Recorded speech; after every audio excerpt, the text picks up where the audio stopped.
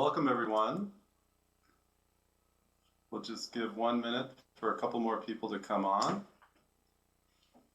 Okay, I think we're good.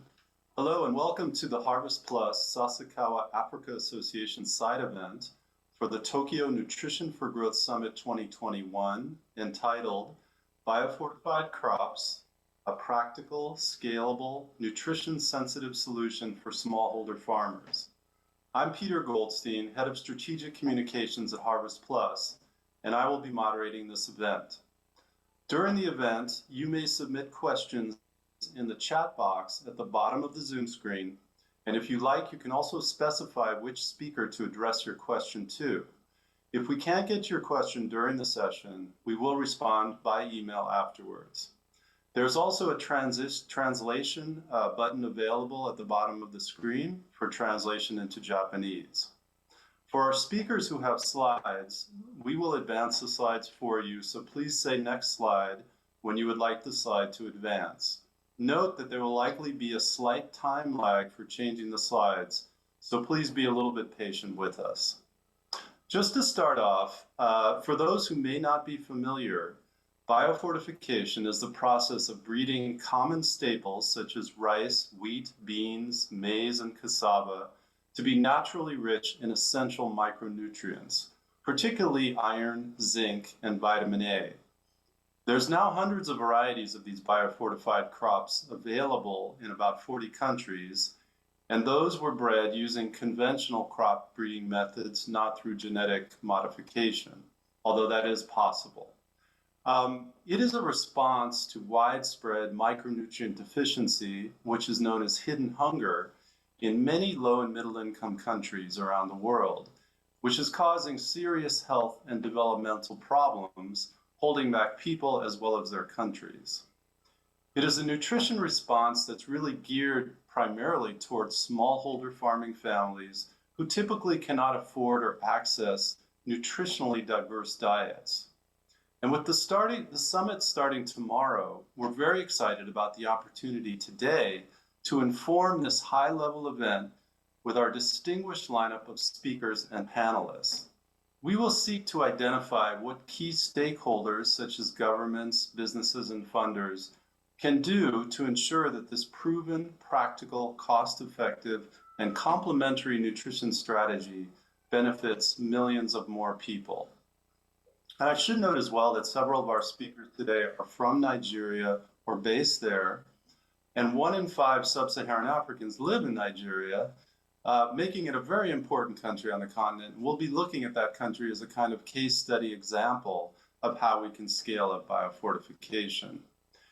During the concluding segment, we'll also hear from the leaders of the Sasakawa Africa Association and HarvestPlus about a new partnership between the two organizations to help accelerate this scale up in Africa, based on a common approach for a full agricultural value chain to create sustainable results for smallholder farmers, while also supporting policy advocacy to catalyze enabling environments at the national level.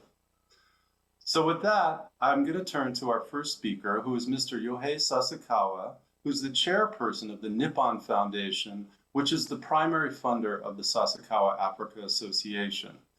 The SAA itself was formed in 1986 in collaboration between the foundation, Dr. Norman Borlaug, known as the father of the Green Revolution, and former US President Jimmy Carter.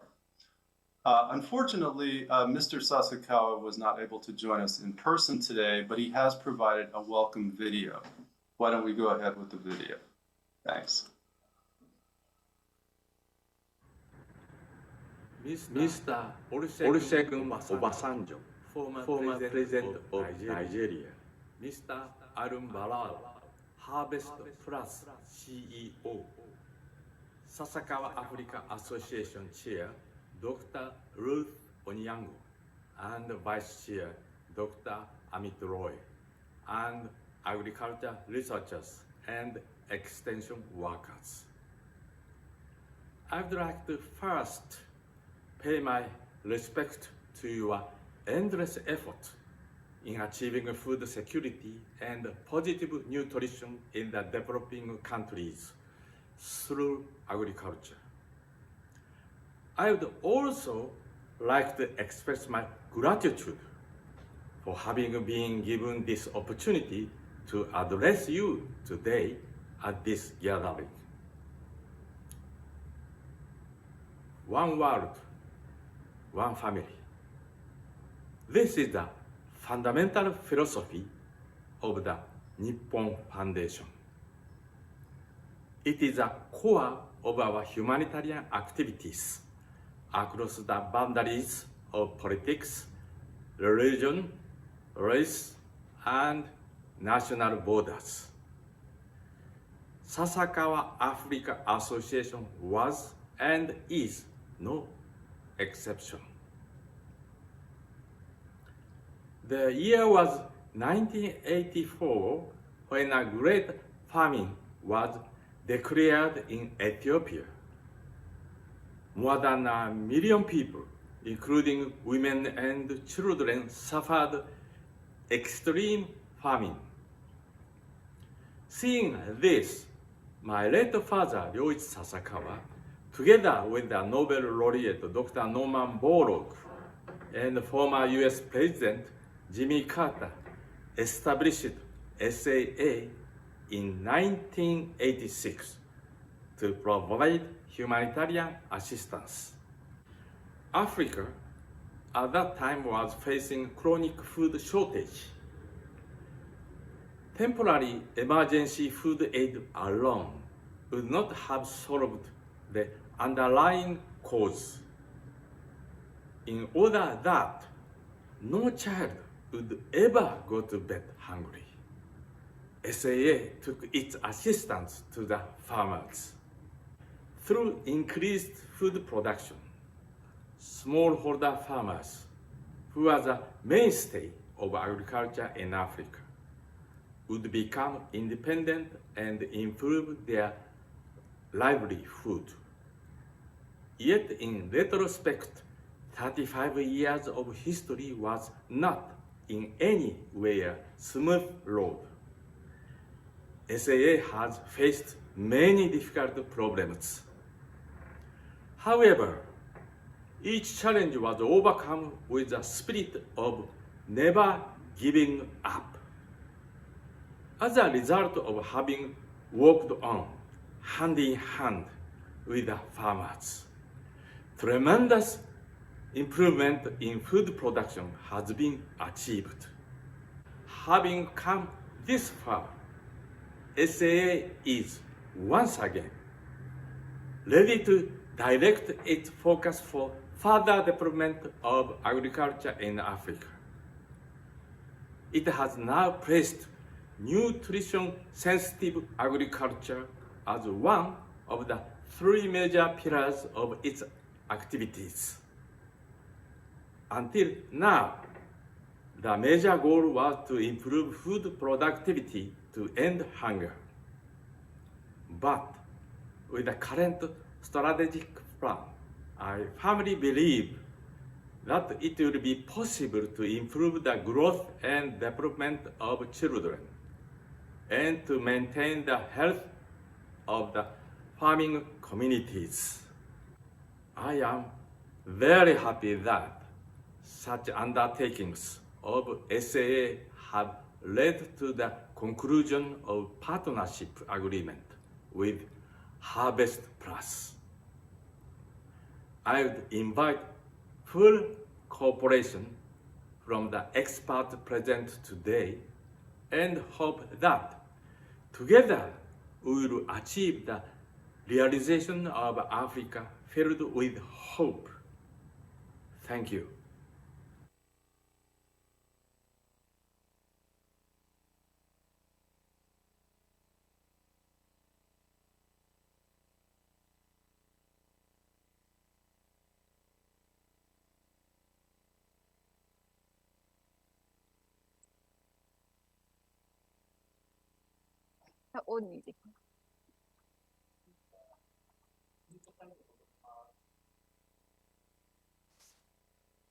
Peter, you are muted. What are you saying? I'm sorry, I was muted. I will start again. I am introducing Ms. Ruth Onyango, who is the chair of the Sasakawa Africa Association and also a true African nutrition legend in her own right. She is the 2017 Africa Food Prize laureate. She has been a leader in outreach and work with smallholder farmers in Kenya, particularly through her work with the Rural Outreach Program. She's also a former parliamentarian of Kenya. And we're very happy to have her join with us today. Please go ahead, Madame Onyango. Thank you, Peter. Thank you, Peter Gosten, for agreeing to moderate this. And I'm very happy to join. Let me start by acknowledging our keynote speaker for today, former President of Nigeria, His Excellency Olusegun Obasanjo. By the way, who has been a board member of Sasakawa Africa Association in the past. And also want to acknowledge Mr. Yohe Sasakawa, who has supported us, taking over from his father, Roichi Sasakawa, who died in 1995. And we have never missed funding as SAA for the last 35 years. Let me also acknowledge the panelists who are here, very well accomplished in their own rights, and you'll be hearing from them. All the people connected to HarvestPlus and to SAA and friends of the organizations and friends of Africa and friends of nutrition. I just want to thank you all for actually joining this August session. This meeting has been long coming. This collaboration has been long coming because when I joined SAA board in 2009, a month before Dr. Bollock died, it was like I should help address the issue of maternal and child health and nutrition. But all along, SAA has been interested in nutrition, but just couldn't figure out how to do it. And so HarvestPlus having come along, and I served on their very first program advisory committee way back when Howdy was spearheading this organization. And I'm just so happy that the two organizations are coming together on our 35th anniversary as SAA. So I think it's time for nutrition. It's time for nutrition following sustainable development goals, which we're just still talking about hunger and productivity and quantity. But now with the UN Food Systems Summit, we've seen that we have to address the whole food systems. And we have to address the issue of quantity, quality, micronutrients, at the same time, food safety. And the issue of food safety is so critical. I always say unsafe food is no food at all. I also want to thank our personnel, who have worked with us all through. And SAA is a very special organization. We have headquarters in Tokyo, we have regional headquarters in Addis, and we have offices. We have had offices in Europe, in London Communications. We have had offices in Washington, D.C. and at the Carter Center. So we've had offices all over. We have connections with Mexico in a big way, supporting capacity building there, but also with the CIMIT, where Dr. Bollock worked for so many years. And personally, I felt extremely privileged to have been associated with this organization. It has helped me see many other African countries and what is done there. And come to understand what smallholder farmers go through, especially the women. And we now see opportunities, not just for the women, for the youth as well, and for everybody to really be concerned about food security and nutrition. And so this meeting coming on the heels of the Nutrition for Growth Summit, the Tokyo one, which we were supposed to attend physically, but now we're attending virtually. I think our event is coming, a side event is coming at just the right time to inform. And many times people have not understood. I've seen even when I publish, at one time I had an issue publishing and someone misunderstood. You know, these are top scientists. They misunderstood the difference between fortification and biofortification. And so it's good, our moderator, Dr. Goldstein, very much defined that, how we get micronutrients into the normal staples we consume, you know, but naturally, so that people don't have to worry. And it just means nutrition for all. But of course, we worry about the vulnerable groups, but I can just see that it's just good nutrition for everyone.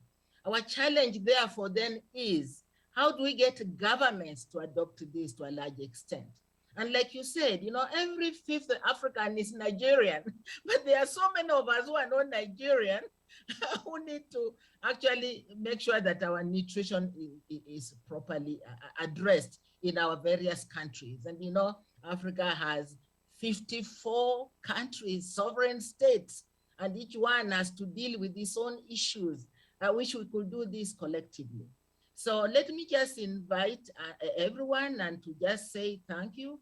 And as SAA, we can just assure you that the way we operate with our Japanese funders is a partnership. It's a partnership. That's who the Japanese are.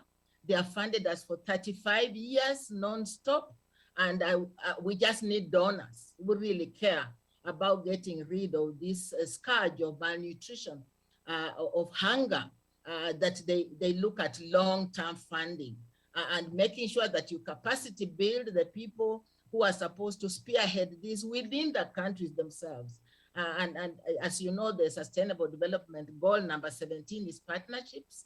And I think that is so critical, and we should think of that as we move forward. So let me just wish all of us a great 35-year celebration for SAA and a great partnership going forward. And Howdy, I told you you would grade an award, and you went and got that World Food Prize. I was so happy for you, and you are still here, and I'm sure you are happy to see biofortification go forward and also to partner with us.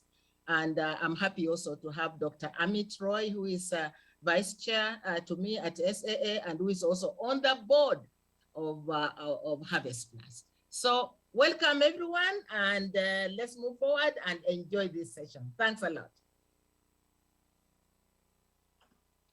Thank you very much for that wonderful welcome. Madame Onyango, I wonder if I could just put you on the spot for a minute and ask you a question.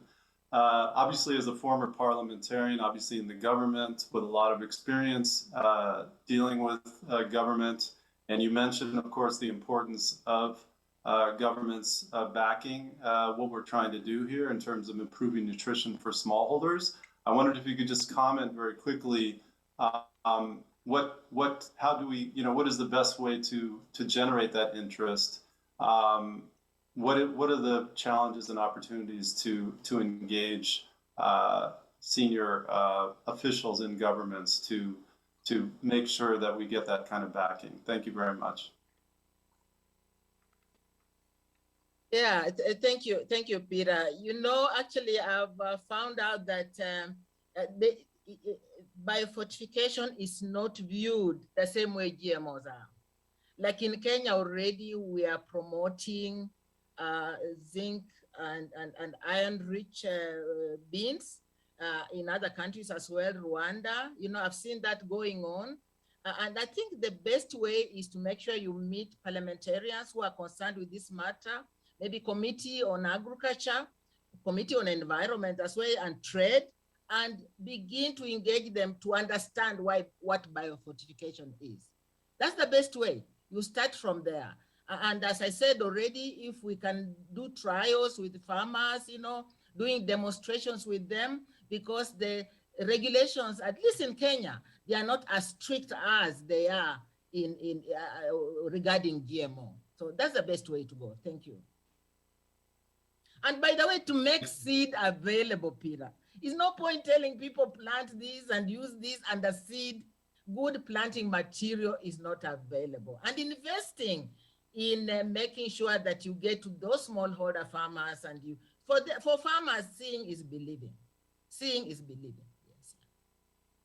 Exactly. Seeing is believing. And we're going to get to that later, particularly in terms of seeds availability and all that. But before we do so, we are honored to have, as you mentioned, a video from His Excellency President Olusegun Obasanjo. As some of you know, he was the president of Nigeria from 1999 to 2007. He oversaw his country's first democratic handover of power. He also, at the African level, helped establish the new Partnership for Africa's Development, or NEPAD. And he has also been a very active international peace mediator in many parts of Africa. And we're very honored to have him join us today by video. Unfortunately, he's not able to join us in person. But why don't we go ahead with the video now from President Obasanjo.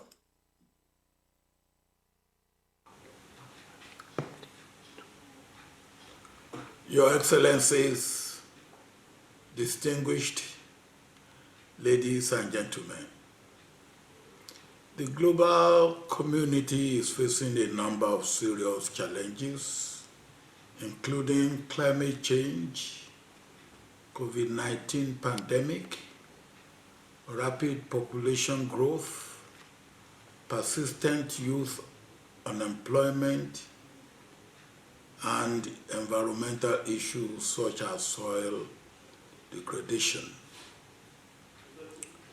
Smallholder farmer families are among those most vulnerable to the impacts of these challenges. It is therefore critical to improve the food, nutrition, and income security of smallholder families by creating resilient and sustainable food systems in low and middle income countries. In Africa, poverty-related factors, food insecurity, and infectious diseases persist, while drought, floods, and protracted humanitarian crises continue to increase the double burden of malnutrition. Of the 34 countries that account for 90% of the global burden of malnutrition, 22 are in Africa. The prevalence of vitamin A and iodine deficiencies, inadequate zinc intake, and iron deficiency anemia is highest in Africa compared to the rest of the world. The number of undernourished people in sub-Saharan Africa rose from 181 million in 2010 to 239 million in 2018, with a prevalence of 20.8%, albeit partly reflecting an increased population. Most of the world's stunted and wasted children are found in Africa and Asia. Globally, there are 149 million stunted children under the age of 5, a figure that has fallen over time. However, in Africa, the number of stunted children has been rising steadily over time and reached 58.8 million in 2018.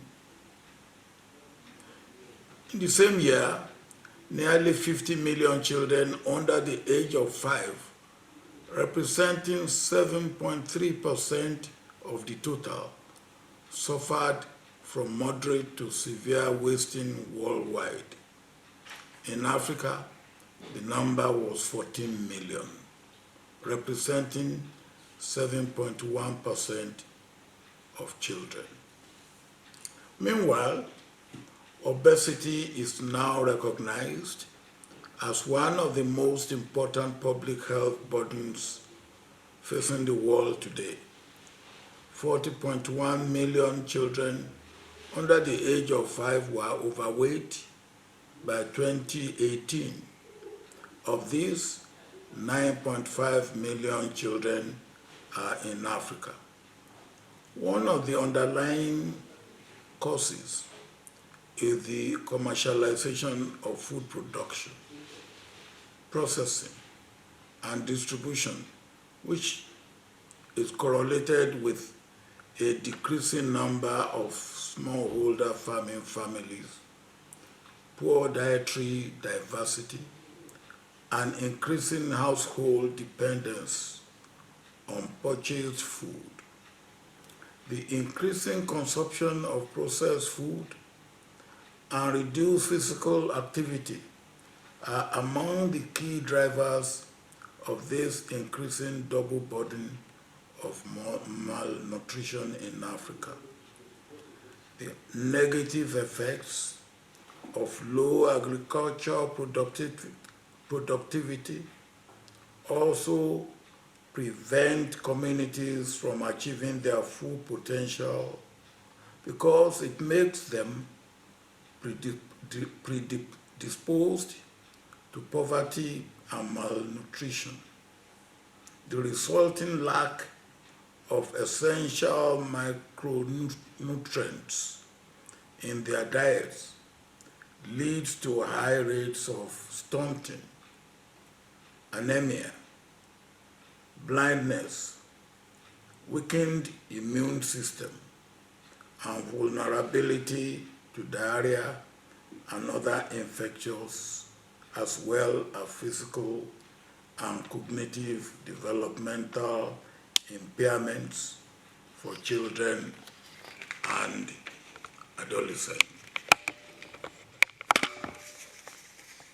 The recent UN Food System Summit aimed to fast-track the implementation of the Sustainable Development Goals, with a key element being food system transformation. The Sustainable Development Goals aim to end all forms of hunger and malnutrition by 2030, making sure all people, especially children, have sufficient and nutritious food all the year round. The Nutrition for Growth Summit builds on the results of the recent UN Food Systems Summit, which identified ending hunger and malnutrition as one of the priority actions for investment, finance, and trade. Improving nutrition through agriculture is a necessary and proven response to the global nutrition challenge. It is a holistic approach that combines nutrition-sensitive agriculture with regenerative and market-oriented approaches in a complementary manner. A priority goal for food systems transformation is to make healthy diets accessible and affordable to all people, regardless of demographics, income level, or location. Vulnerable smallholder farming families in rural areas of Africa, Asia, and Latin America depend on agriculture for their diets and their livelihoods. They are strongly represented among the estimated 3 billion people worldwide who cannot afford diverse, healthy diets. The concept of delivering essential vitamins and minerals through nutrient-dense staple food and crops, an approach known as biofortification is a highly cost-effective way of addressing micronutrient deficiency among these smallholder farming communities. The process of biofortification has gained considerable traction in low and middle income countries since the first varieties were released to farmers 16 years ago.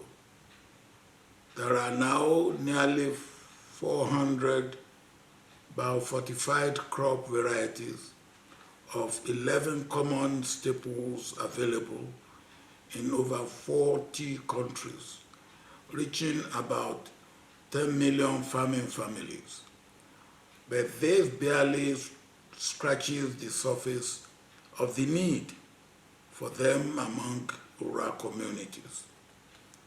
This proven practical, cost-efficient, and complementary nutrition response is ready for rapid scale-up to help achieve the global nutrition targets, objectives, and commitments.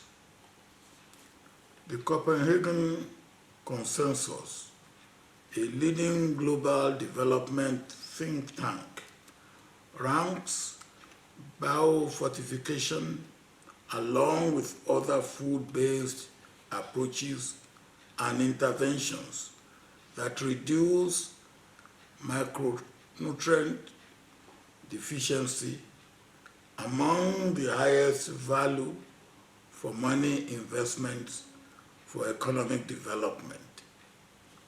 It is thus imperative to scale up nutrient-dense crops and biofortification to help contribute to achieving several sustainable development goals.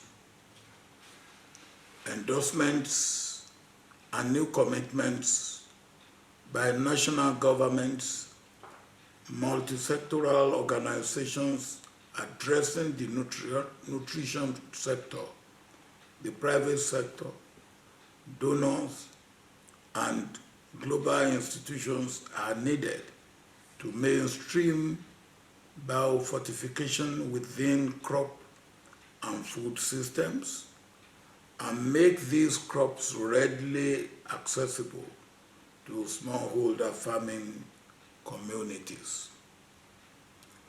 We need integrated efforts that strengthen each node of the agriculture value chain, from seed to plate.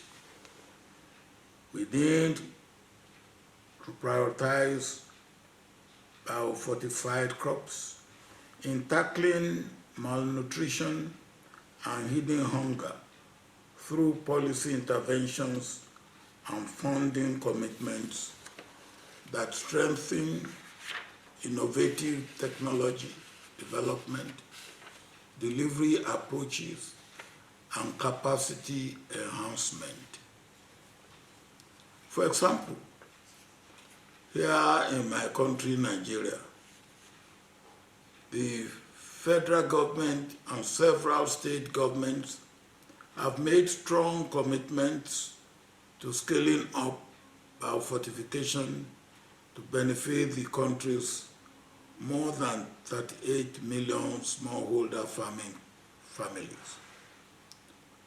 Through integration of biofortification in policies and promotion of biofortified crops in seed and food value chains, the benefits of these nutritious varieties are reaching many more farming families and consumers. It is a model for other countries to follow. I urge the stakeholders and donors participating in this Nutrition for Growth Summit to prioritize investments and policy commitments, ensuring that the global community can reach the global targets to reduce the prevalence of stunting, wasting, anemia in women, and prevalence of low birth weight, with additional focus on ending poverty and addressing inequalities.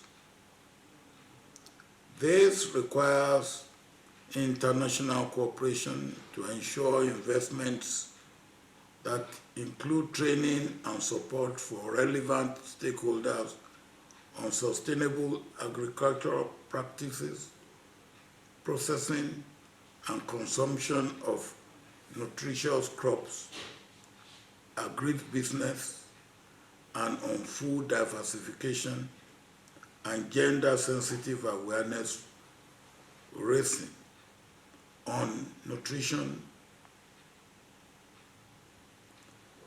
Bio-fortified crops should play a key role in efforts to foster a healthier and more productive global community. Thank you for listening.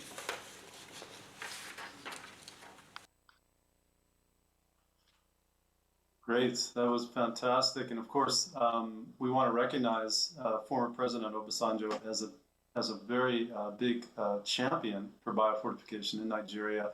I think he did a very good job of underlining what the nutrition challenges that were faced, particularly among smallholder farmers, and the objective of biofortification to really make sure that better nutrition is in the hands of those smallholder farmers and that they control it, and it's in the foods.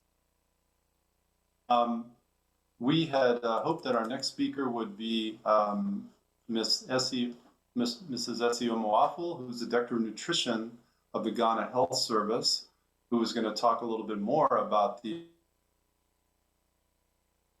trouble connecting to us. Hopefully she can join us later. So we're going to turn now, if Howdy Buis is available, to Howdy Buis, who is was the founding director of HarvestPlus, sort of known as the father of biofortification. He was also the recipient, co-recipient in 2016 of the World Food Prize in recognition of that work. He also chairs the board of trustees of the Micronutrient Forum. And regarding Africa, he was named a nutrition champion by the African Leaders for Nutrition, which is a joint initiative of the African Development Bank and the African Union to promote high-level engagement and advance the nutrition agenda. Welcome, Howdy. Go ahead. Okay, great to be here. I'd like to thank Ruth for her kind words at the opening.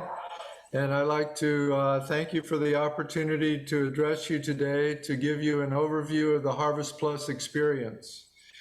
I'm speaking to you from our home in Los Baños, Philippines, which is where the University of the Philippines' premier agricultural university is, and it's also the home of the International Rice Research Institute.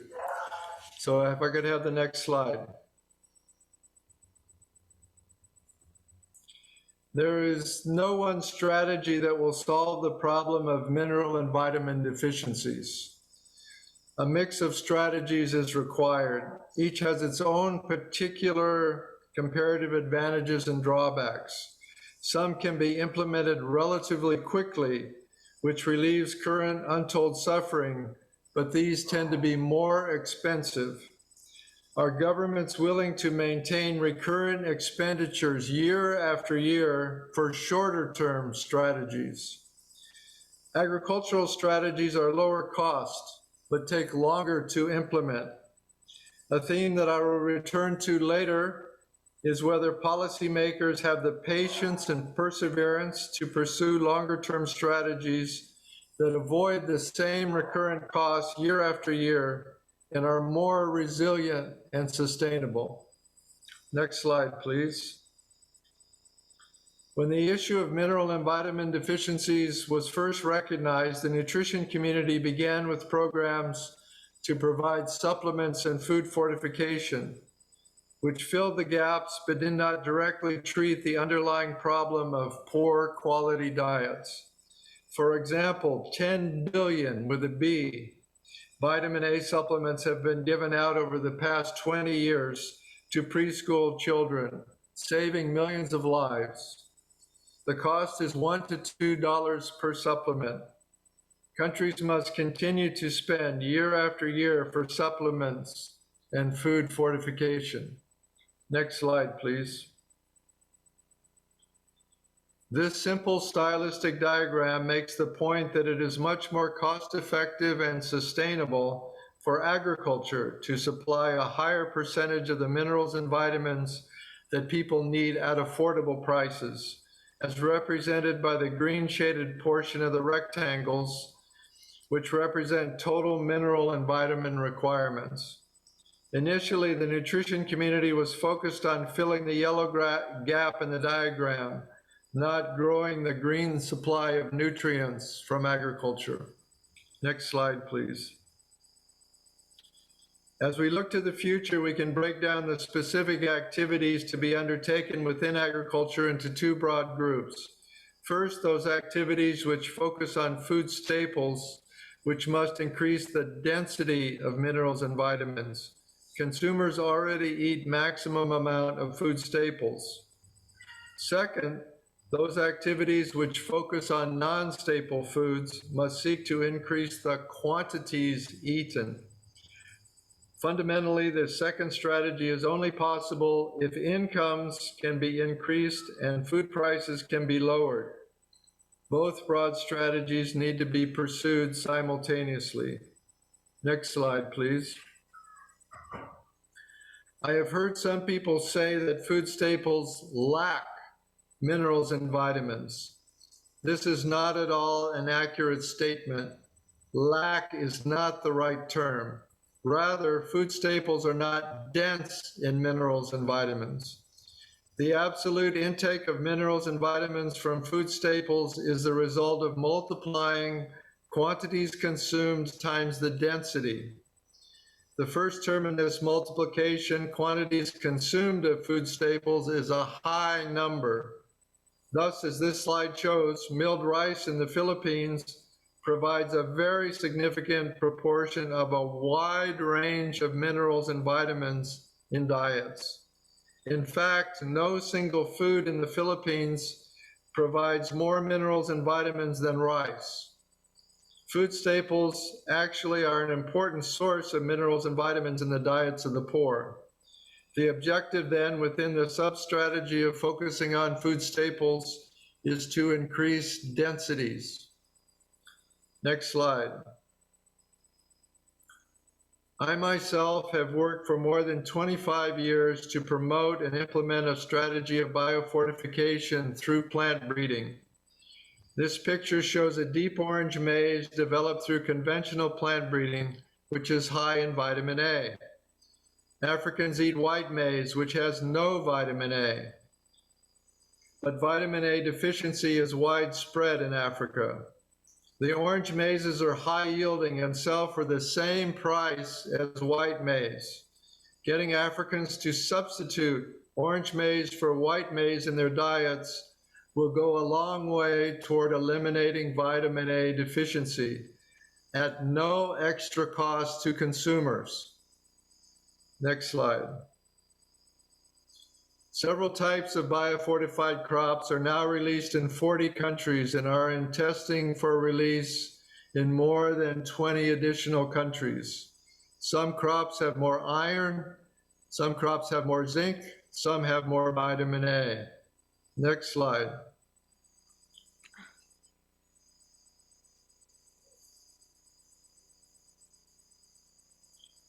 This map simply shows the 63 countries where releases already have been approved or are in testing for release. Biofortification is truly a global activity. Next slide. You cannot read the detail in this chart, which is available on the HarvestPlus website, and which shows which crops are released or are in testing in all 63 countries. The statistics include orange sweet potato varieties developed and disseminated through the International Potato Center, which is not part of HarvestPlus. Presentations to follow will provide specific information on biofortified crop varieties. Next slide, please. This is an older map which tries to convey all of the previous detail in one slide. Nearly 400 biofortified crop varieties have been released in low and middle income countries. Biofortified crops are being grown by a minimum estimate of 12 million farm households globally. HarvestPlus now is striving to make the numbers of producers and consumers of biofortified crops much higher, in the hundreds of millions. Next slide. It is important to note that there is a wealth of evidence now in the nutrition literature that increasing the density of vitamin A, iron, and zinc in food staples improves micronutrient status and demonstrates even that functional outcomes are improved, such as less sickness and better cognitive and work performance. Next slide, please. Turning now to scaling up, HarvestPlus works with collaborating organizations all along food value chains to ensure consumer demand and markets for farmers who produce biofortified crops. Next slide. Let me provide one example from Africa and one example from Asia. I start with iron beans in Rwanda. Several varieties of high-yielding bean varieties were released in Rwanda by 2012. It is important to have initial funding to prime the pump, as it were, to multiply seed, to set up demonstration plots, and provide opportunities for farmers to purchase seed. This slide shows the locations you can see all over Rwanda, where different types of activities were undertaken to induce farmers to experiment with growing high iron seeds. Next slide. The iron bean varieties have been popular due to the high yields based on the best agronomic properties coming out of the bean breeding program at SAA, the CGIAR Center, which was the HarvestPlus partner working on bean breeding. HarvestPlus undertook nationally representative farm surveys in 2015. The iron climber beans were 21% higher yielding, and the iron bush beans were 17% higher yielding. HarvestPlus estimates presently that iron beans account for a minimum of 20% of bean production in Rwanda. Why wouldn't these high-yielding varieties spread? Next slide. Moving over to India, the idea of breeding for biofortified crop varieties has become mainstreamed within the system of agricultural research institutes. This is a brochure published by the Indian Council for Agricultural Research, which describes the agronomic and nutritional properties of 78 released biofortified varieties across 12 types of crops, 1 page per variety. Several of these varieties are high zinc wheats. HarvestPlus estimates that 550,000 farm households in India now grow zinc wheat. Next slide. As part of the process for advocacy, efficacy trials already mentioned previously are undertaken to show rigorous scientific evidence of health benefits. Mothers and their children who consumed zinc wheat in this study, undertaken near Delhi, had fewer episodes of illness than mothers and children who consumed the regular non-biofortified wheat. Next slide. In a speech on the occasion of World Food Day, October 16th last year, Prime Minister Narendra Modi dedicated 17 biofortified varieties of 8 crops to the nation to celebrate establishment of the Food and Agricultural Organization in 1945, the 75th anniversary of FAO. According to Indian media reports, the national government intends to scale up production of biofortified crop varieties and integrate them in government support programs such as midday meals for school children to reach the most vulnerable populations. Next slide.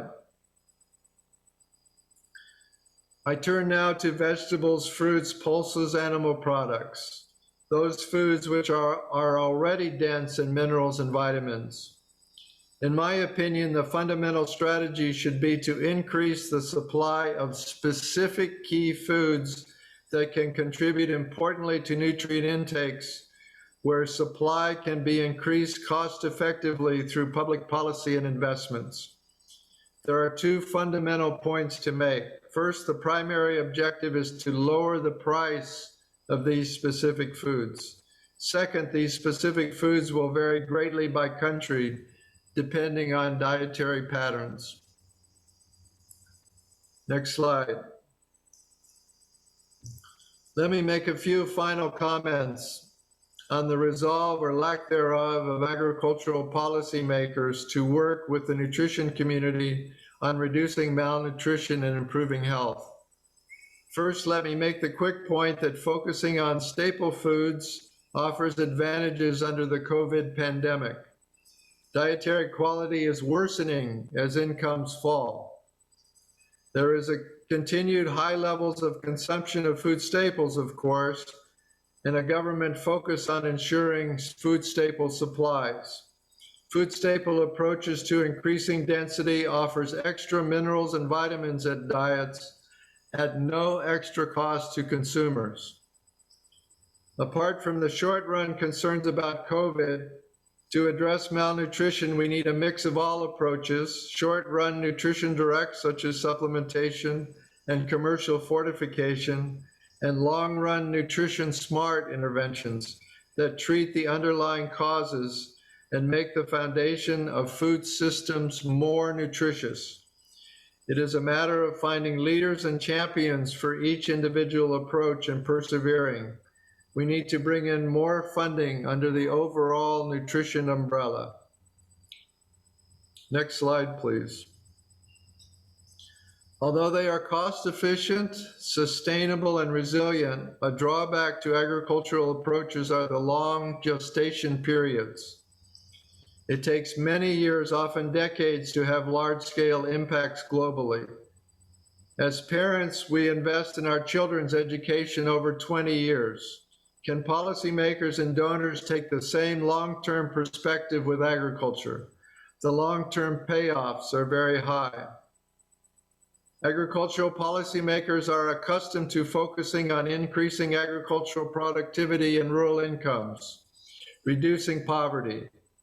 Asking them also to give priority to a nutrition lens is a relatively new idea.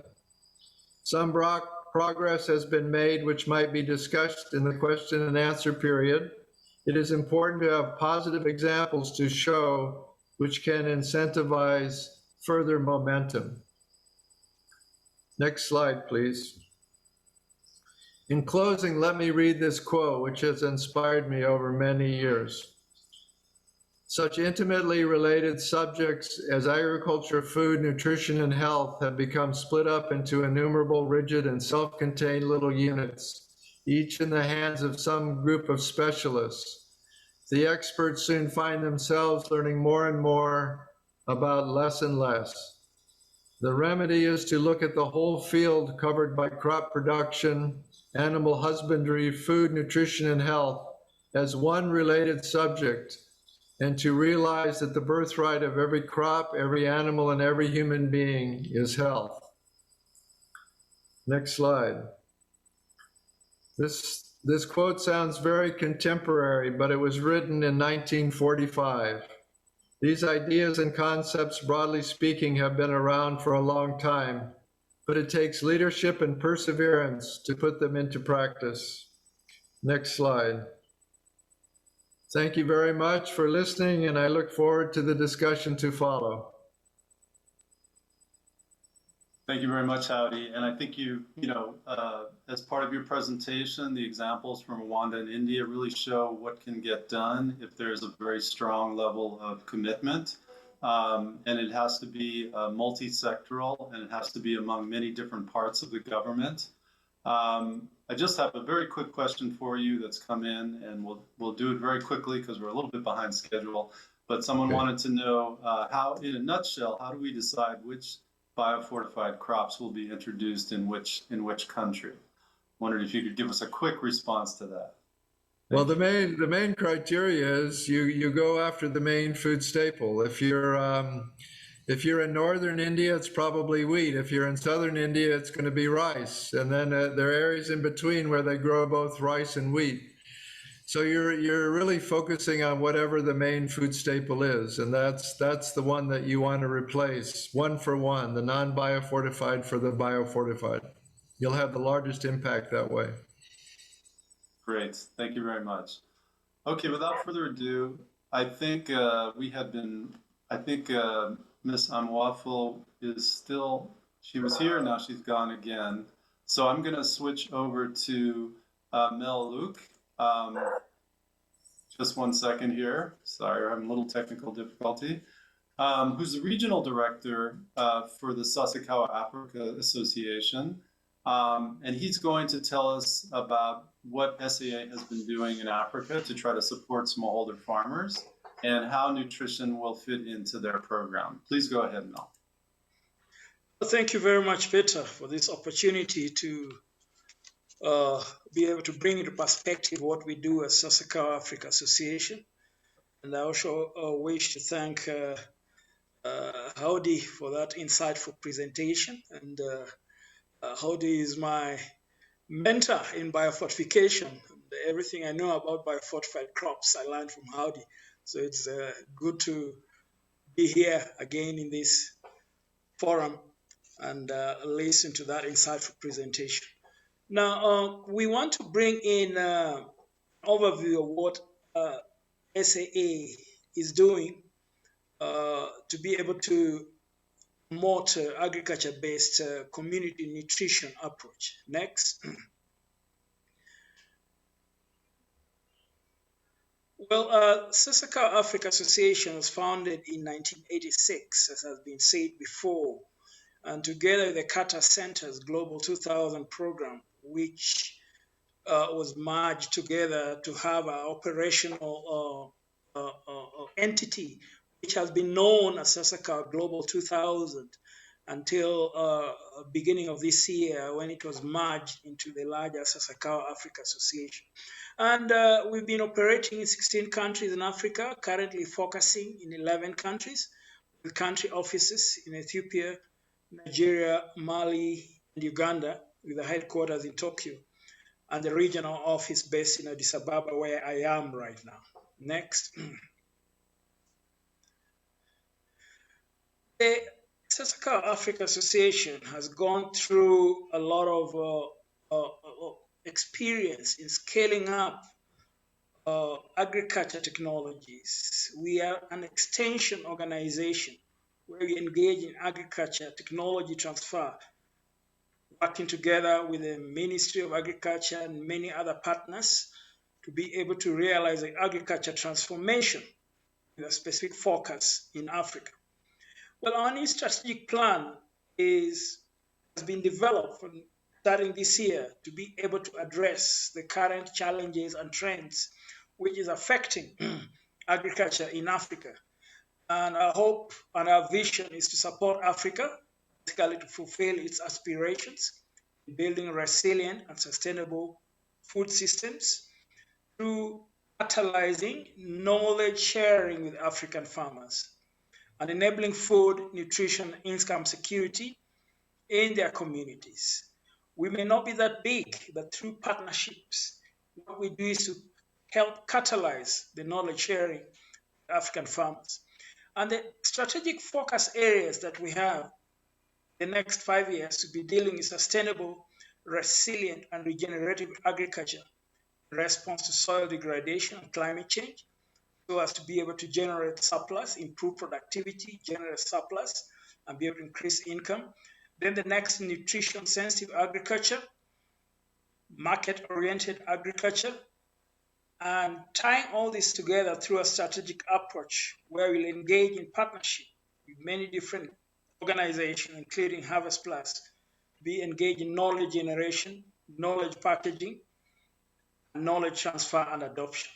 And then we have cross-cutting issues, which cuts across to help build in that. Next.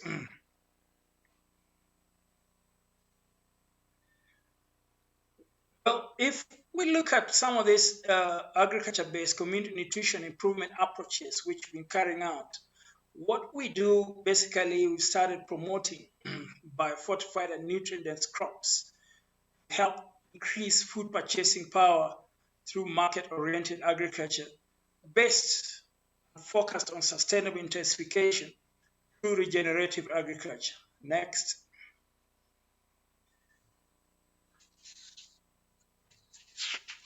Well, next, our aim is to ensure that everything we do helps be able to fit together in a virtuous circle of all those three strategic pillars of the strategy, where we have regenerative agriculture at the center, and through enhancing this approach, be able to put in integrated soil fertility management to increase crop productivity and food security in the process.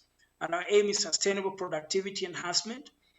Aim is to be able to generate surplus, engage in cost reduction, be able to increase revenue from product aggregation and collective marketing to be able to have an increase in income security. Now, we go from the right to the left. That will increase farmers' purchasing power, be able to purchase, inputs that they need, other aspects of foods, which be able to bring in nutrition security. Aim is to diversify the cropping system so that farmers can have more access to nutrient-dense crops, including bio-fortified crops. And the crop diversification is tied together to promotion of food safety and to be able to improve the nutritional value, especially micronutrients of different crop varieties. So all this is tied together, looking at it from a gender-sensitive lens to ensure that women, youth, and people with disabilities benefit from this. The aim is to promote bio-fortified crops and also to increase food purchasing power. Next. A nutrition-sensitive intervention engage in the promotion of bio-fortified and nutrient-dense crops, basically enhancing the production and consumption of these nutritious foods through diet diversification.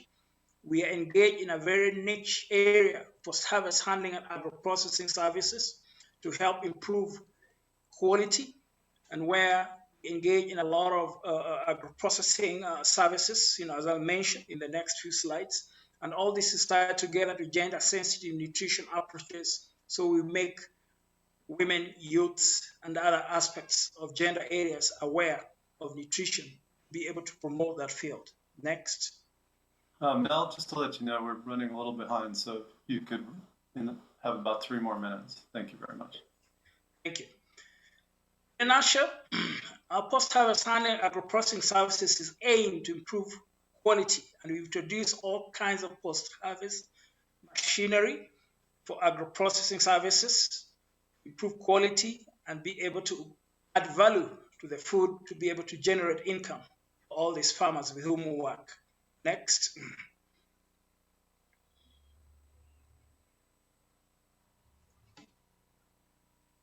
We also engage in market-oriented agriculture interventions, which is tied together so the farmers with whom we work, we promote farming as a business enterprise, promoting collective marketing through farmer cooperatives and smallholder horticulture empowerment promotion approach, SHEP, in partnership with JICA, ensure that farmers have increased income and better access to nutrient-dense crops. Next.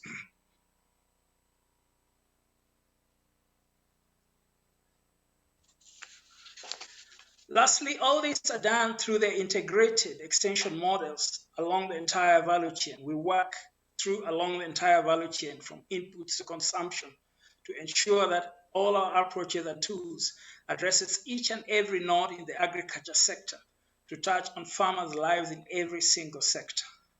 Next.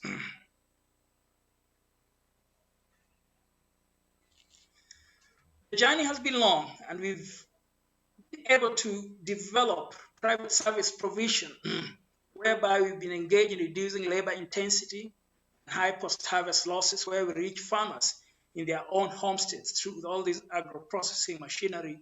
And we've developed this in partnership with engineering companies to keep on improving them so that crops are processed timely, so that we can have improved food safety and quality. Next. We also engage youth, women, and people with disabilities in everything that we do, from agro-processing enterprises to e-extension services, seed multiplication, seed fabrication, and maintenance. Next. Lastly, everything that we've been doing over the years, our aim is to scale up technologies by ensuring that all these agriculture technologies which exist are put in the hands of farmers at the grassroots level. We are developing a digital transformation platform called e-extension platform, looking at the short, medium, and long-term solutions, where we have embedded ICT approaches to strengthen the supply chain and to ensure that integrate youth into agriculture through their power of innovation, and establishing e-learning platforms in agriculture universities to improve the skills of agriculture extension agents and progressive farmers at all levels in Africa. Next.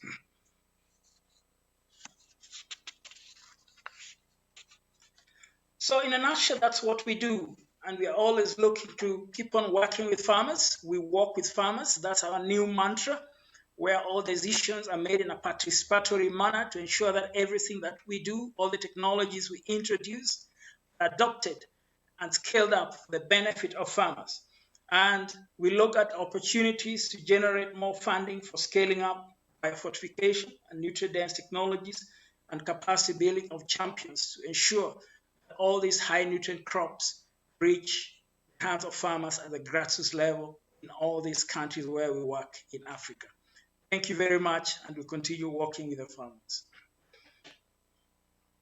Thank you very much, Mel. And I think you underlined very well the integrated approach and the value chain approach, which obviously HarvestPlus also shares. And we are very much looking forward to working even more generally with SAA on this to expand that reach throughout Africa. So now at this point, we are going to switch to our panel discussion. I just want to make sure that all the panelists are there and available. Great, fantastic. And we're gonna talk about, sort of get down into the nuts and bolts of, how do we go about expanding the reach and the impact of biofortification. And I will briefly introduce our panelists, and then we're going to go one by one, and each is going to give a quick initial remarks, and then we're going to start into the Q&A discussion. So one of our panelists is Donald Mabendidze. He's the Regional Director for Africa for HarvestPlus. He's a Zimbabwe national with more than 20 years experience in the agriculture sector. And he previously worked for Monsanto for more than 16 years, where he held various positions in different locations in Africa. We also have Shinjiro Amameshe, who's the Deputy Director General and Group Director for Agriculture and Rural Development for Africa, Middle East, and Europe in the Economic Development part of the Department of JICA. And he's going to be joining us as well. We have Sani Miko, who is the Nigeria Country Director for the Sasakawa Africa Association. And we are very honored to have Her Excellency Martha Udom Emmanuel, who is she is the wife of the governor of Akwa Ibom State in Nigeria, but she is also an accomplished activist, if you will, in youth and gender in Nigeria and elsewhere. She is the founder of the non-governmental organization, the Family Empowerment and Youth Reorientation Path Initiative, or FAREP. So I wanted to welcome all of our panelists. And I think we'll start with Donald to give us a little bit of an overview of the status of biofortification in Africa and what kind of efforts are being made to help advance it and scale it up. Please go ahead, Donald. Thank you very much, Peter. Good morning, good afternoon, good evening, ladies and gentlemen, depending on where you are listening from. I hope you can all hear me. Peter, just confirm that I'm loud and clear. Good, you're good. Thank you very much. It gives me very great pleasure to be part of this discussion and to be able to share some of our experiences here in Africa as HarvestPlus.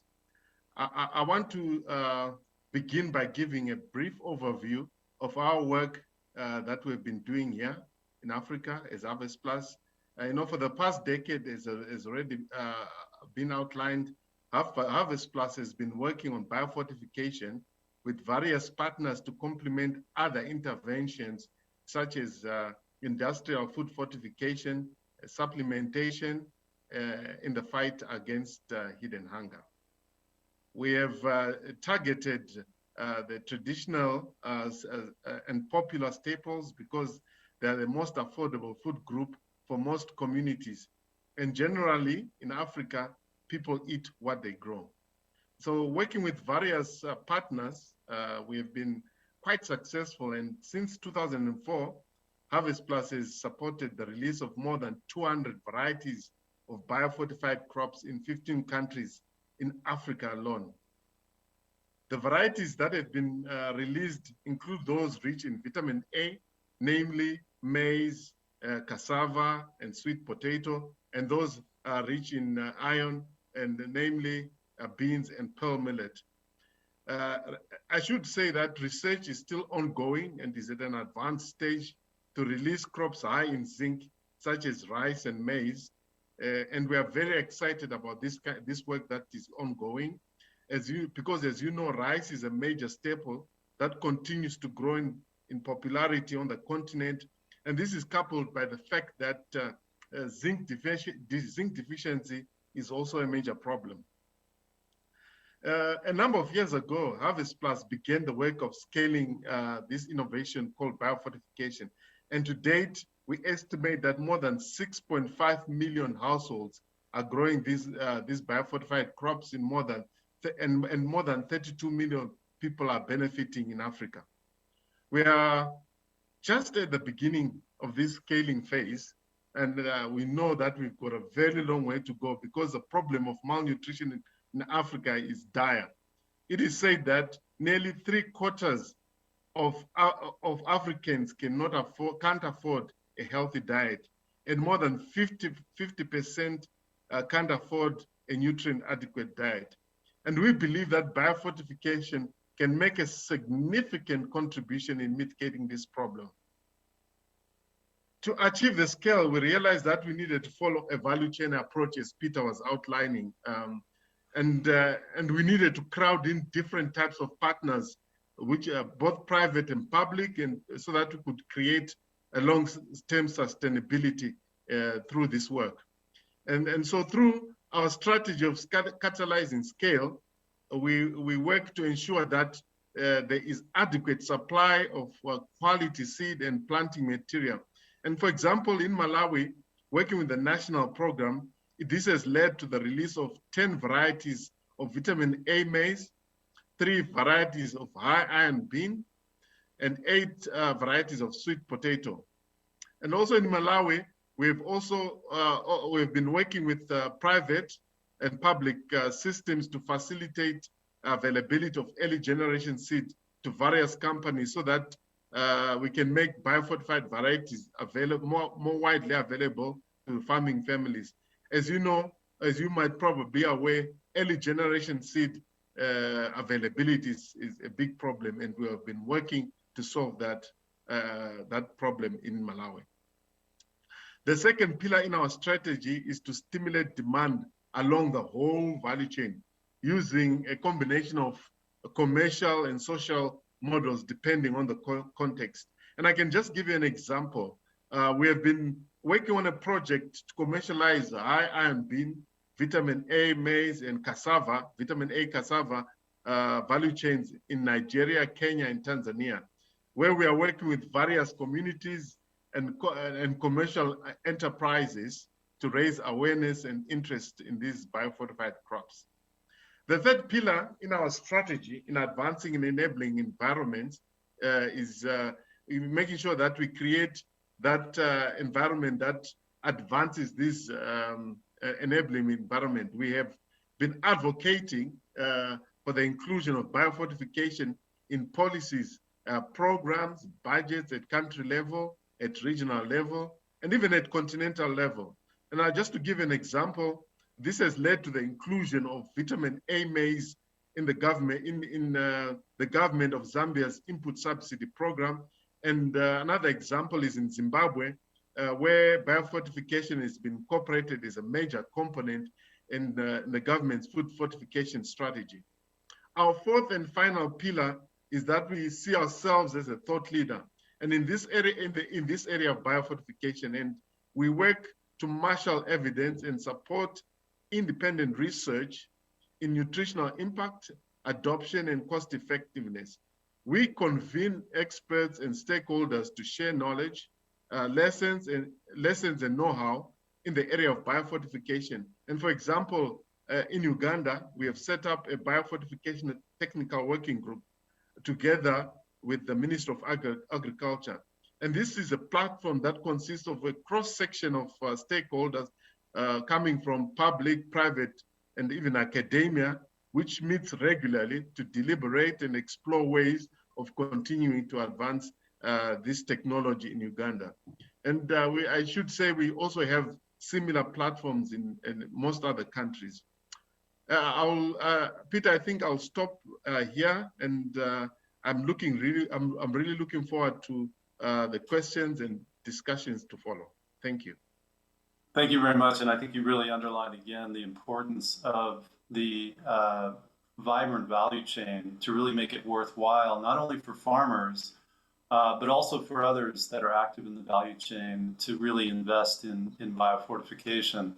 One quick question that came in is, from the consumer side, what do you think is the most important factor to attract people to biofortified crops and foods? Is it raising awareness about nutrition?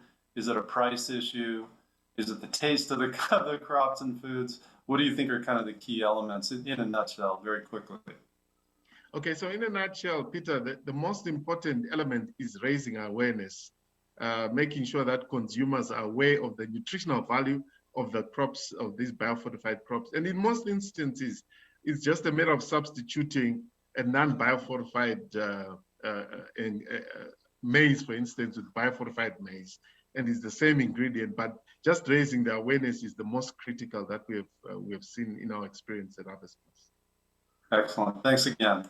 And we're gonna delve into this a little more deeply on the Nigeria side with Mr. Miko and Madame Emmanuel to try to get the ground level view about how we can really sort of energize interest in biofortification. But first, I'm going to give Mr. Amameshi a chance to speak and talk about what JICA is doing in Africa to try to promote better agricultural practices and the way that nutrition-sensitive agriculture may fit into that. Please go ahead, Mr. Amameshi. So thank you very much for giving me opportunities to talk about what JICA is doing on nutrition. The JICA is putting the highest importance on nutrition, and JICA has prioritized contribution to human security. Human security is a concept. All individuals are entitled to freedom from fear and freedom to live in dignity. And nutrition is the basis of a human life and health. Nutrition is closely linked to human security. Therefore, JICA is very keen to promote nutrition improvement. All individuals must be released from undernutrition. And in the context of the nutrition improvement, Africa is our priority region because the number of the people who are suffering from undernutrition is increasing, and it is projected that the Africa will overtake Asia, and Africa becomes the region which has the biggest number of the undernutrition in the near future. JICA, in collaboration with the African Union Development Agency, it is called ODA NEPAD, launched a nutrition initiative called Initiative for Food and Nutrition Security in Africa. It is called IFNA, IFNA. And IFNA is 10-year initiative starting from 2016. And it aims at establishing a framework of collaboration to accelerate the implementation of the food and nutrition security policies for upscaling action on nutrition on the ground in all African countries. We are currently at the halfway point, and the latter half has just started. And I know that today's topic is biofortified crop. To be honest, JICA has not dealt with biofortified crop, but we also recognize importance of nutrient, how important it is. Yes, the activities JICA is currently eager to promote through IFNA is nutrient-focused approach, NFA. In African countries, probably everybody is aware that there are a lot of people who are lacking in the intake of necessary nutrient. There is a gap between recommended intake of nutrient and actual intake. So there is a tendency that, in particular, amongst poor people, they are too much dependent on the starch and carbohydrate rather than the nutrient, such as vitamin A and iron, zinc. So these are the reasons why JICA is promoting nutrient-focused approach. In this approach, as a first step, we diagnose the nutrient situation and assess a local nutrient gap. We analyze which nutrients are lacking from the household dish. Then, compared with the ideal nutrition intake, we recommend what foods are expected to be consumed more from the nutrient aspect. In case that they are farmers, taking into account the specific nutrients they need to consume, and the agriculture environment and the present cropping schedule, we recommend what crop should be produced and when. For example, so they are lacking in the vitamin A.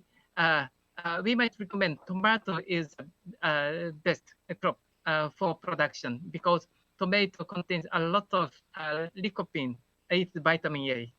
We have developed a special application on nutrient-focused approach, which is available for computer, tablet, and smartphone as well. The application is expected to be utilized by field workers. In some countries, JICA has already started promoting the nutrient-focused approach by using application. For example, in Rwanda and in Ethiopia, the activities are about to start in collaboration with UNICEF. Yes, this application is available for everybody. So if there is a person who are interested, yes, I'd like to share with you. And anyway, so the working area among the HarvestPlus, Sasakawa Africa Association, and JICA is very close. All three organizations are focusing on nutrient. And I'd like to explore the possibility to work together at the same site and at the same country to tackle against the nutrient gap on the ground. Okay, so thank you very much.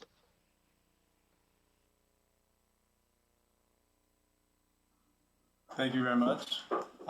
It sounds like JICA has a very comprehensive and impressive program to try to address nutrition in Africa and elsewhere.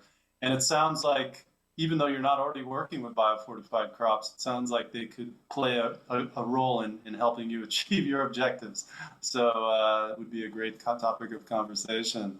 Now let's try to bring it more into the case study realm and really talk about what this all means for a country in Africa. And as I mentioned before, we're really focusing as the example of Nigeria, the largest population country on the continent. We are going to switch over that way now. And I think I want to start with Madame Emmanuel to talk a little bit about from your experience in your state, in Akwa Ibom State, tell us a little bit about what the nutrition challenges are there, what you've experienced working with people on the ground through your NGO and otherwise through the government channels, and how this might connect to what's happening on the ground and the kind of nutrition challenges we're facing, and where staple crops, where more nutritious staple crops might play a role. And I'm thinking particularly, the smallholder farmer, in specifically women and children within those families as well. Please go ahead, Madame. Thank you very much. Good afternoon, everybody, morning, evening, wherever you're hearing from. Let me first of all thank the president of SAA and all the organizers of this program for inviting me to be part of this great conversation. Yes, as a nutrition champion that I was made in my state, I know that nutrition is a critical pathway of health and development to everyone, the child, the baby, and the adults. Nutrition also is good in building immunity, stronger immunity in human beings. It also serves as a source of longevity. That's about good nutrition. So in the absence of good nutrition, what happens?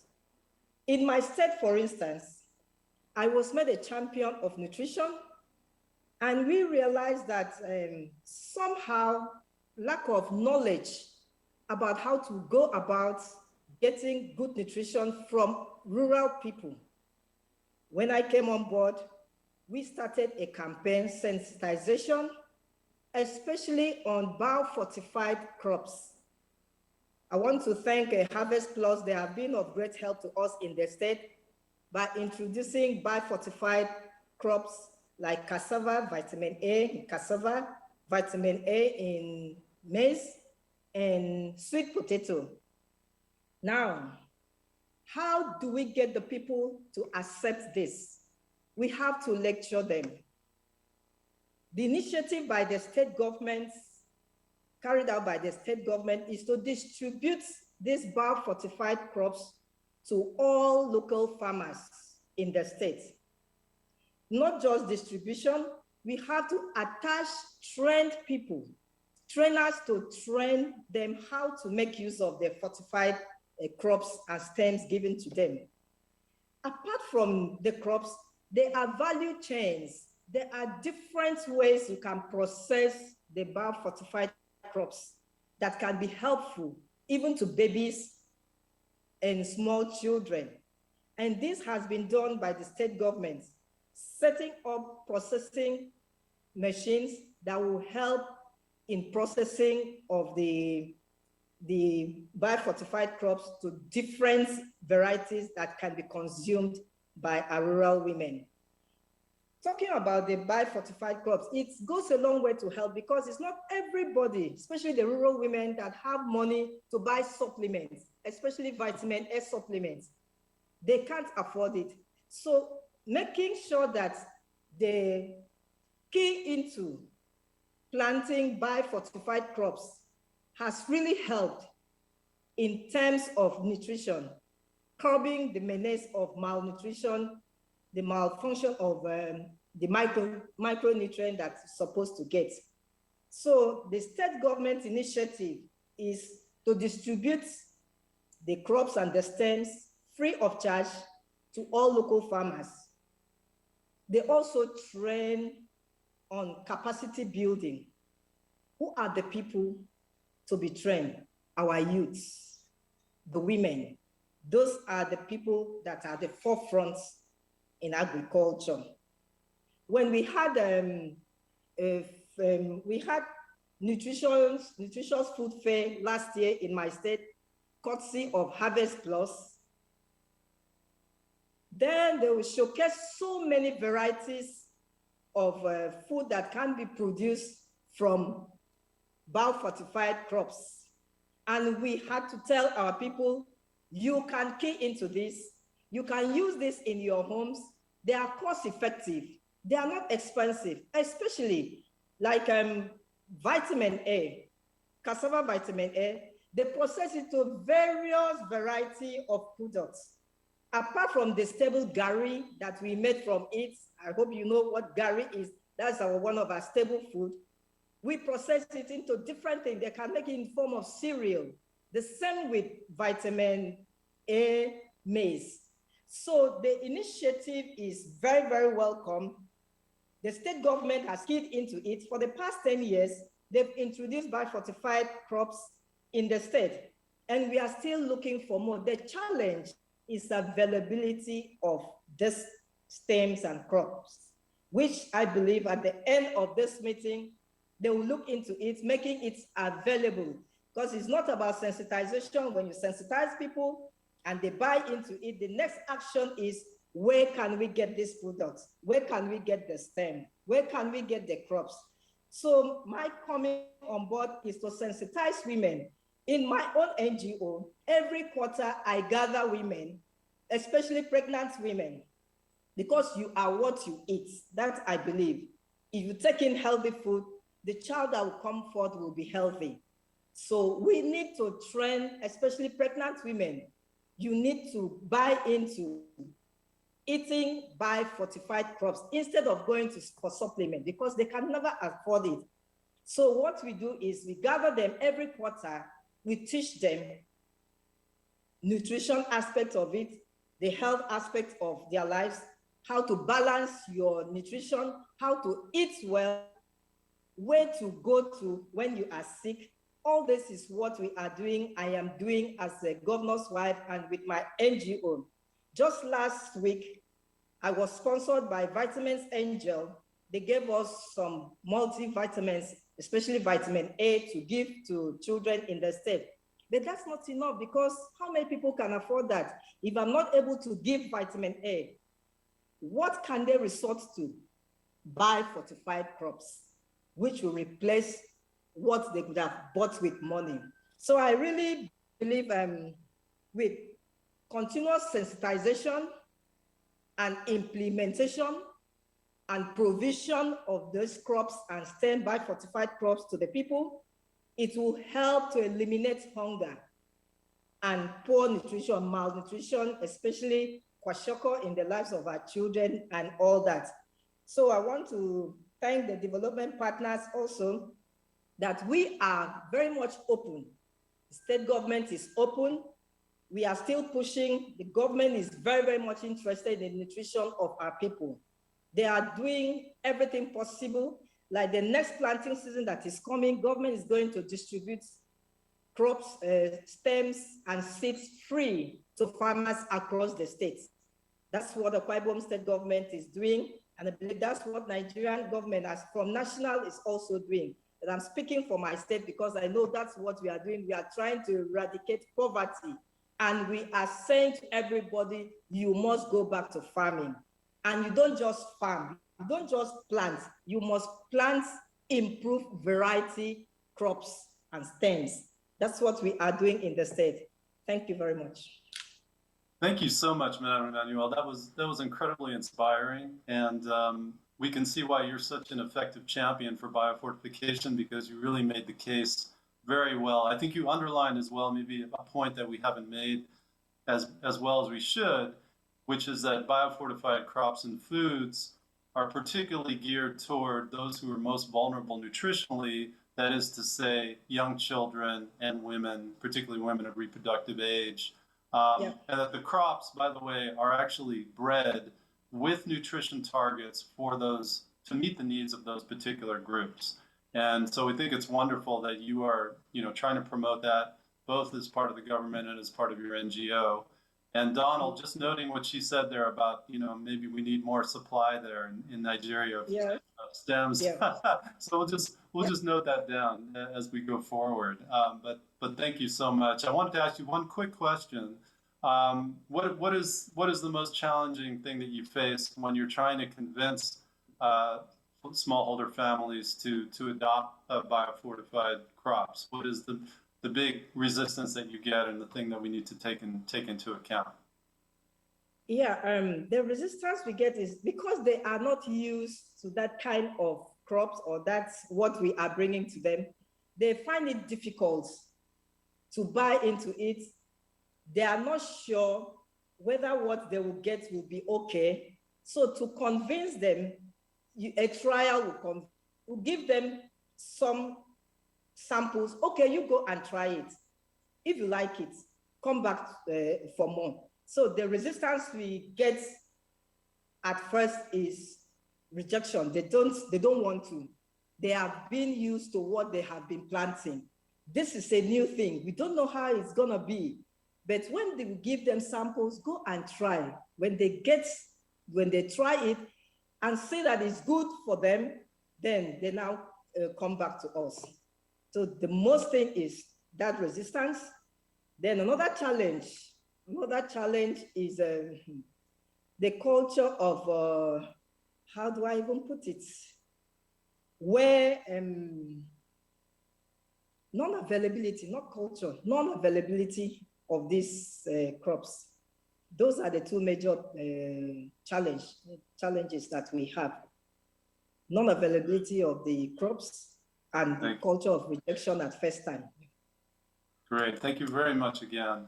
I'm going to turn to Sanimiko now, just to talk a little bit about what we're already doing actually in Nigeria with SAA. I believe we've already been collaborating, and maybe you can just talk a little bit about how we're trying to promote biofortification in Nigeria more generally. Thank you, Peter, and good afternoon, good evening to everybody. My job today is to be able to showcase how SAA Nigeria is able to mainstream the SAA organizational strategic focus, especially nutrition sensitive agriculture, into our national activities. First of all, I will give some background information. Nigeria is ranked as the 32nd country in the global ranking of stunting prevalence out of 136 countries. And out of the 58.8 million stunted children, as mentioned by President Obasanjo, 11 million of such children are in Nigeria. And this is caused by extreme poverty and poor diet intake. And we also noted that out of every 5 children, you have about 1 of them is malnourished, and about 29% of all school-age children are vitamin A deficient, and in every 3 pregnant women, 2 have iron deficiency anemia. We also have a record maternal mortality is among the highest in the world in Nigeria and contributes to about 20% of global maternal death. And nutrition has now been placed at the core of SAA strategic shift for critical development. And this is in line with the current focus of Nigerian government. And the global strategic focus of SAA has evolved to align its intervention strategy to contribute to global efforts to sustainable development goals, specifically SDG2, SDG2, out, hunger in all its forms. Therefore, SAA Nigeria conducted a nutrition needs assessment to identify the gaps that are in the pre and post harvest of sectors of the value chains so that we can improve the HDDS in the country. We also try to mainstream into our extension activities, demonstrations and promotion of biofortified materials through our collaboration with HarvestPlus. We received some quantities of certified seeds from bio-certified vitamin A and cassava, maize and cassava, iron and zinc pear millets, as well as zinc rice. Through the farmer aligning platforms, these materials were deployed into our demonstrations in 4 key states in the northwestern Nigeria and north central, because these states are the major areas where you have high stunting of children under 5. These states are Kano, Jigawa, Gombe, and Nasarawa State. And we are able to establish about 13 community demo plots on biofortified cassava. We also had 7 community development plots on iron and zinc pear millet, and a total of 57 community demonstration plots on maize. And we also established 4 hectares of community seed multiplication to increase the quantity of bio-fortified vitamin A maize variety within the society. The demonstrations were established to showcase good agronomic practices, pre and post-harvest handling practices, while our community-based seed multiplication were meant to produce more seeds for wider adaptation within the community. We always try to source, verify, adapt, and package and promote appropriate value-adding post-harvest handling, processing, and storage technology options to improve grain quality and address post-harvest losses and to increase economic activities. We carry out gender and nutrition sensitization campaign programs through radios, dramas, and videos, and also produce printed manuals and flyers and posters to be able to educate the public. We're also able to form and support nutrition promotion partners forum to discuss and promote bio-fortified crop production, trade, and consumption. Our program also supports women and youth groups to establish agro-processing enterprise centers around established farm aligning platforms in order to add value bio-fortified materials, especially zinc rice and provitamin A maize and cassava. SAA Nigeria also promotes complementary food preparation and consumption, local balanced diets for adults and children through the training of about 180 extension officers under the co-NIFON funded programs, and additional 625 extension agents under extra co activities where women and youth groups were trained on food recipes and fortifications. We were able also to strengthen the capacity of 635 extension agents who had been trained to be able to improve and cascade information on improve and bio-fortified crop production in terms of trade, value addition, also consumption to address malnutrition and income generation.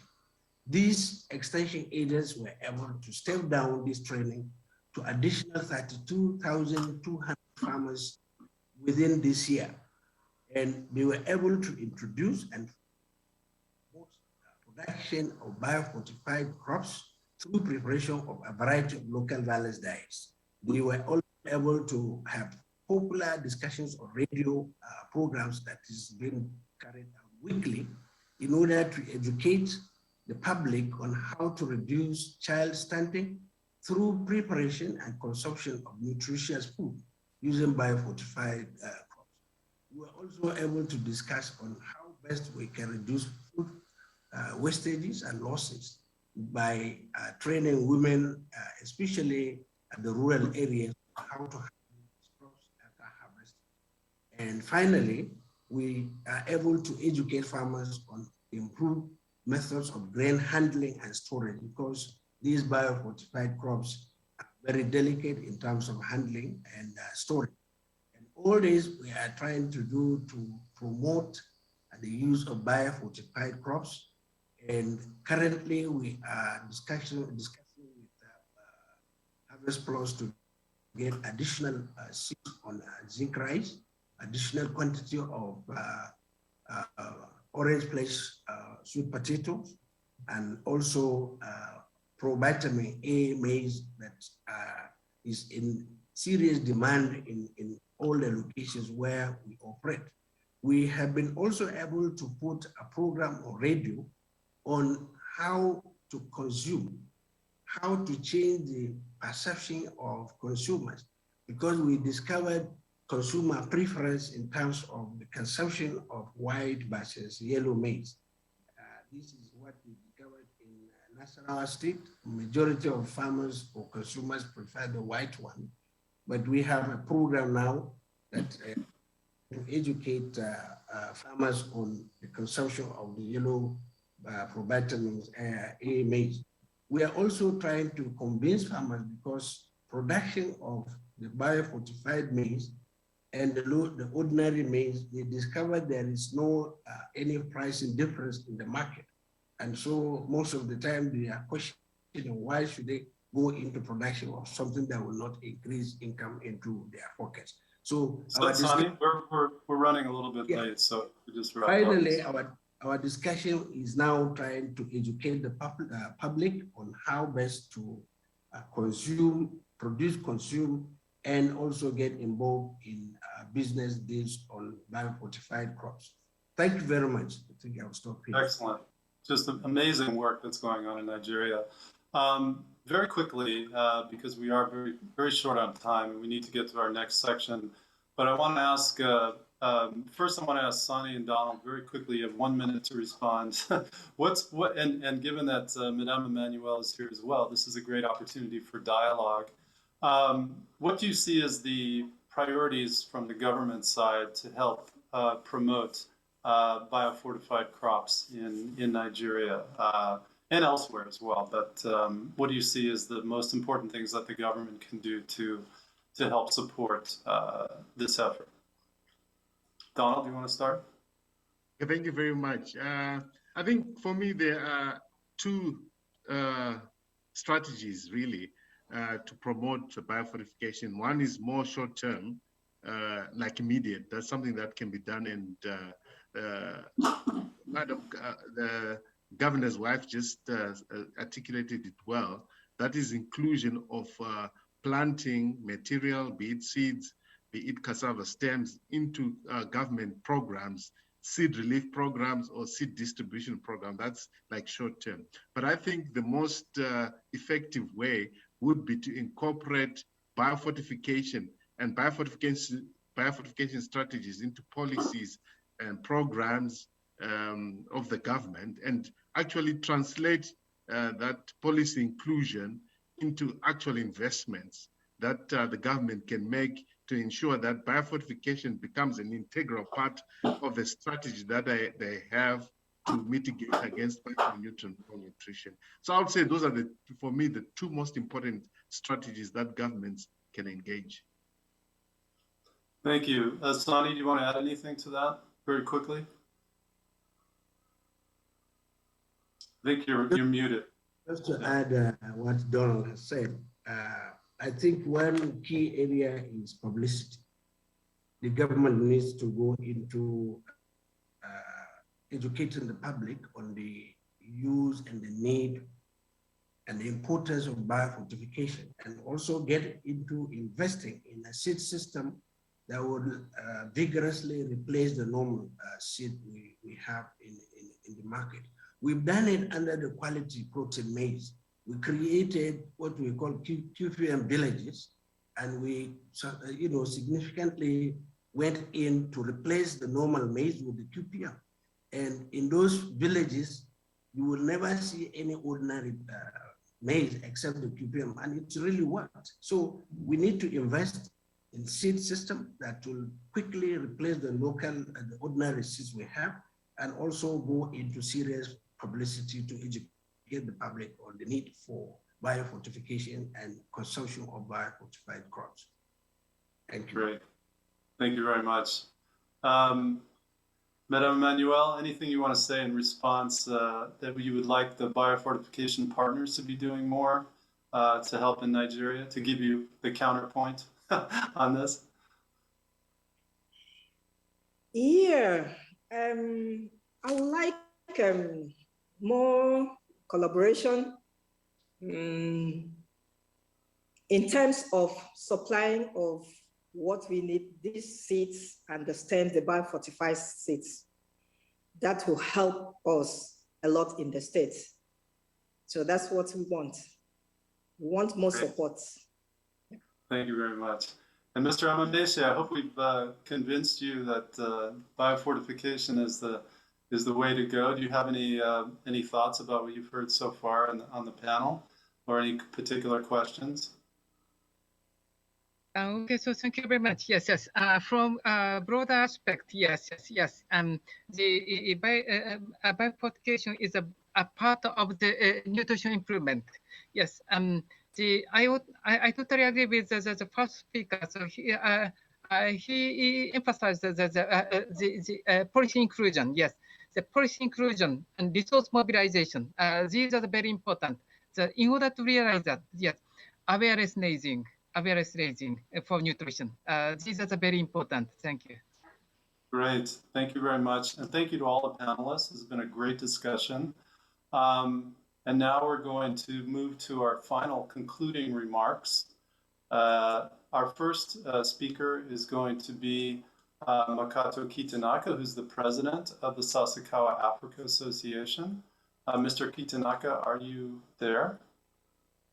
Yes. Great. Thank you Please very go much. First of all, I'd like to thank all the participants for your participation to today's event. I believe all the participants understand well what is the biofortified crops and its importance. Sasakawa Africa Association, SAA, launched the new strategy plan this year for 5 years, which covers 3 pillars. The first pillar is promotion of regenerative agriculture. The second is the promotion of nutrition-sensitive agriculture. And the third is promotion of market-oriented agriculture. In our new strategy plan, we will put more emphasis on improving nutrition in rural Africa. The partnership with HarvestPlus is a very good opportunity to integrate biofortified crops into SAA nutrition-sensitive agriculture approaches and to help expand the production and consumption of biofortified crops in Africa based on our 35-year experiences in agriculture extension and advisory service in Africa. Now, I would like to show you our approaches of collaboration with HarvestPlus and SAA. We divided into 3 groups of countries. Tier 1 countries covers Uganda and Nigeria, where both organizations have already started the collaboration, and we have our own offices. Tier 2 countries cover Zambia, Malawi, Ethiopia, Mali, Kenya, DR Congo, and Zimbabwe. SAA has its own office in Ethiopia and Mali, but we don't have in other countries where HarvestPlus have their offices. We'll collaborate in these countries by sending experts with each other from neighbor countries and virtually. Tier 3 covers 8 countries where both sides has no offices.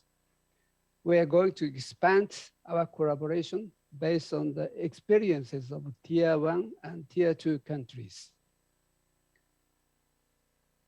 Our collaboration covers from the supply of biofortified seeds to the selling of the product to the market, along with agricultural and nutritious value chain, expanding public and private partnerships.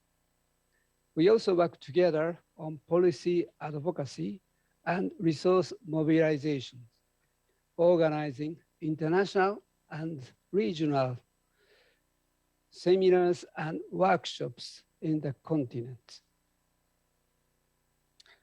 Next slides show you the focused biofortified crops in our collaboration. Iron-rich varieties of beans and pearl millet, vitamin A-rich varieties of maize, cassava, and sweet potatoes, and high zinc-rich rice. These micronutrients are highly required in the daily diets in respective countries. Dear participants, I explained the partnership of HarvestPlus and SAA to expand the reach and the impact of nutrient-enriched staple crops in Africa, but only HarvestPlus and SAA could not cover everything. We'd like to build up future platform of Bio-Fortified crops in Africa with your kind participations. Thank you very much. Thank you very much, Mr. Kitanaka. And of course, we're very excited about the partnership. By the way, for those attending, there should be a link that will be put in the chat for an announcement about the partnership. Our final speaker in the concluding remarks is Arun Baral, who's the CEO of HarvestPlus. Please go ahead, Arun. Thank you, Peter, and thank you, Kitanaka-san and all the participants. It was great for me to listen in and hear everybody. And my job is a lot more easier now because some of the things I wanted to emphasize have been very eloquently shared by the participants. So thanks for that. So if you go to the next chart, I just want to cover a few things, around HarvestPlus strategy. Our strategy is basically based on 4 pillars. And, the pillars that you see here, obviously we need to make sure that biofortified crops are included in the global and national breeding programs, because like Howdy said, product is the king. And if we have good products, the adoption of these products will go like wildfire. And currently the product portfolio is good, but we need to make sure that it stays strong for the future. So mainstreaming, which is just like fluoride in the water, is the concept where nutrition should be embedded, nutritional traits should be embedded in these crops, and these crops should be high yielding, good quality, so the adoption improves. So that's the first pillar. The second pillar is around facilitating partnerships that really strengthen the seed and the food value chains and that benefit the smallholder farmers. So this is very, very important. Like Kitanaka-san said, HarvestPlus, Sasakawa, JICA, we need more of these people. We need more people to be involved, people from private sector, public sector, the governments, the donors, because the opportunity for this technology is significant. Now, biofortification is a complementary technology along with supplementation, fortification, dietary diversity. But if you can just switch the staples from their current, to biofortified, a lot of the problem will be solved. And for that, we need partners from multiple spectrums. So that's the second pillar. The third pillar is really enabling environment. And we've talked about the role of policy, the role of programs, the role of regulations, if they are tilted towards biofortification, nutrition sensitive agriculture. And then the governments also back those policies by their own budgetary allocations, because we do need investments in these crops. Then we can really start to see the creation of more nutritious food systems, more resilient food systems that are more targeted, the most vulnerable, particularly the women and the children. So enabling environment is very, very critical. And then expanding the knowledge base, the evidence base, and sharing this knowledge. So our partnership, for example, with Sasakawa, with such a great reputation on extension, their reach, their ability to share knowledge. Mel talked about using e-learning, etc. All those things come together to make sure that we make smallholder farmer, and the most vulnerable people successful. And that is basically access to nutrition. So, in a nutshell, what we're trying to solve is 3 billion people cannot afford a healthy diet, 3 billion. So out of the 7 billion people that we have on this planet, 3 billion cannot. And in today's day and age, where we're sending people to the moon and the Mars, we can't solve a very simple hunger and a nutrition, crisis. That is exacerbated by COVID-19, by climate, by conflict. So we do need to come together and try to sort of really, overcome this hidden hunger, the malnutrition challenge that we have. If you go to the next slide here, I just want to say that, today all the distinguished speakers and panelists made a strong case for biofortification and addressing malnutrition. I thank you for that. Biofortified crops can significantly improve the resilience of the food systems and vulnerable people, especially the women and children. Tomorrow, global decision makers are going to gather for the landmark Nutrition and Growth Summit. And it is very, very important that, we urge the donors, the governments and the private sector and the civil society actors to please come together and make new commitments to address malnutrition. Organizations like Sasakawa, JICA, and others are key to, start this journey with us.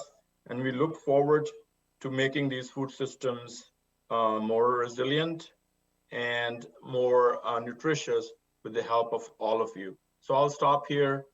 Peter, I don't want to go over the time, but thank you very much. I really look forward to everybody's participation in this journey to address hidden hunger and eradicate malnutrition. Thank you so much. Thank you very much, Arun, and thanks to all of our speakers and panelists. This was a fascinating discussion, and I hope we've made the strong case that biofortification should play a key role in global and national and regional efforts to address malnutrition, particularly micronutrient malnutrition, among rural communities in particular. I just also wanted to thank everyone who attended. Just to let you know that we will be emailing you, those who registered, the link to the recording of this session, as well as a link to all of the slide presentations that were given by some of the speakers. So I want to thank everyone again, and we look forward to this exciting collaboration as well between HarvestPlus and the Sasakawa Africa Association. I want to thank all of our distinguished speakers, Ms. Emmanuel, President Obasanjo, and Mr. Sasakawa as well. And we wish everybody good luck, and we look forward to this Nutrition for Growth Summit tomorrow. Thank you very much. Thank you, Peter. Bye-bye. Bye-bye.